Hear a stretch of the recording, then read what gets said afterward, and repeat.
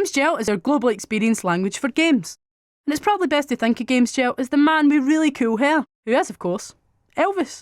You see, Elvis uses gel. Well, hair gel, but with the same principle as we do.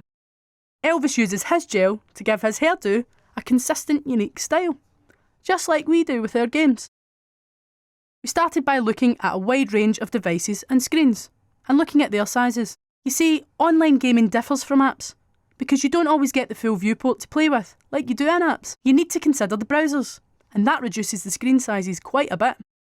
So you start with a background ratio of 7:3, which allows us to design games to have a full edge-to-edge experience. And within that ratio, there's our magic ratio of 4:3. By containing the core gameplay in this 4:3 ratio, it means it can scale down for smaller devices, or it can scale up to fit larger ones, but the core gameplay ratio stays the same. Buttons are quite large in our games due to accessibility standards, and we do this to make sure they are accessible for the widest range of our audience.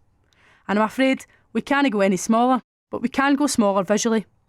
So while the buttons look smaller, the hit area will still be fully accessible. You should always make sure that hit areas never overlap, and you should leave enough space between each graphic.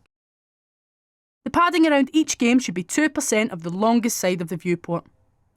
So for example, if your viewport is 300 by 400, 400 being the longest, and 2% of that is 8, so your padding would be 8.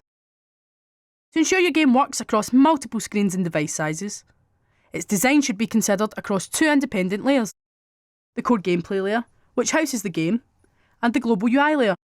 The one thing we don't allow in our games is evil letterboxing at either side.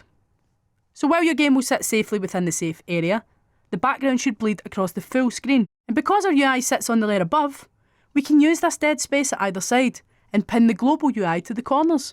So instead of playing a really cramped game like this, you get to experience it like this. So as you can imagine, for our teams, life before GamesGel was pretty painful. It made our teams sad, and we swore a lot. It made agencies confused, and it was wasting so much time and money. So now, instead of 3 separate versions of UI and documentation for desktop, tablet and mobile, we now only have one.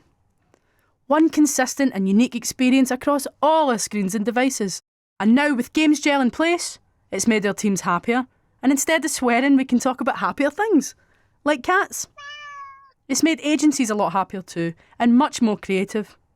And of course, it saves us a lot of time and money.